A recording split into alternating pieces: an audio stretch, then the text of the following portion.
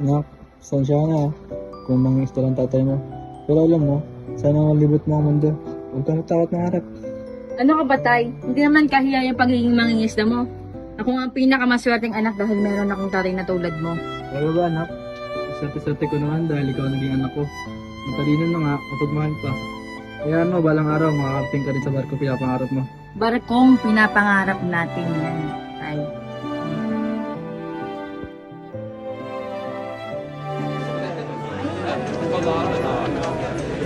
Tita, ano ba nangyayari?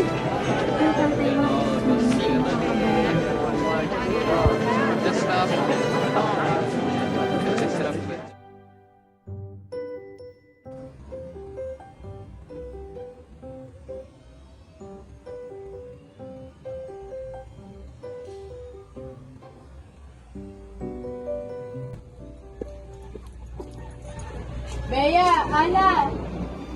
Ay, tita. Hoy! Hoy, ate! Ilang months ka na nawala? Grabe ate, no? Ilang buwan ka din nawala. Sa tingin mo, mas masarap ba tong isda kaysa sa mga ulam mo sa barko? Ano ka ba? Mas masarap yung lutong bahay. Sa barko, social nga, pero iba pa rin yung lutong bahay.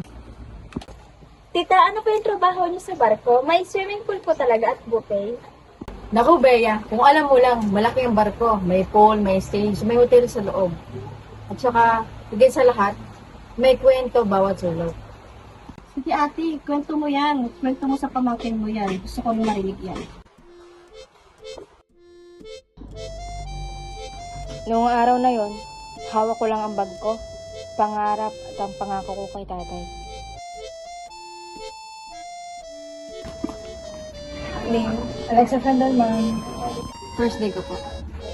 Welcome aboard, Miss Frindle. Good luck. This ship becomes your second home starting today. Okay, ma'am. Thank you po.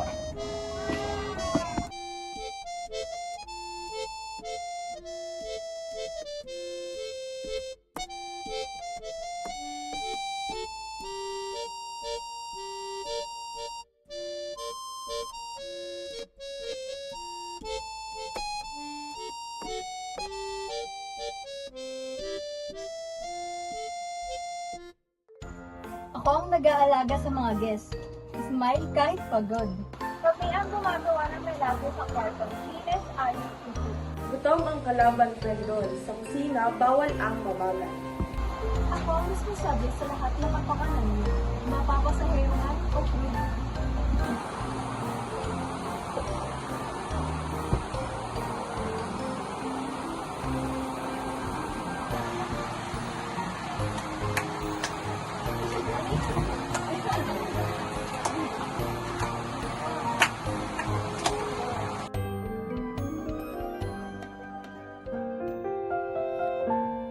Akala ko dati, ang trabaho sa barko ay puro gala. Pero dito, bawat araw may panibagong laban, may panibagong araw. Pero sa lahat ng pagod doon ko, mas lalong minahal ang buhay sa dagat. Ang galing mo, tita. Parang pelikula. Hindi pelikula, Bea.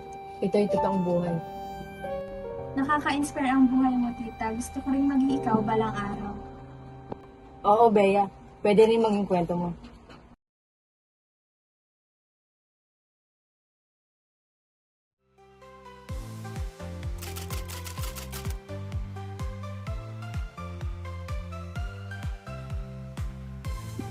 Lahat ng ito nagsimula sa isang kwento, sa isang pangarap ni Tita Alexa. Ngayon, ako na ang susulat ng sarili kong kwento.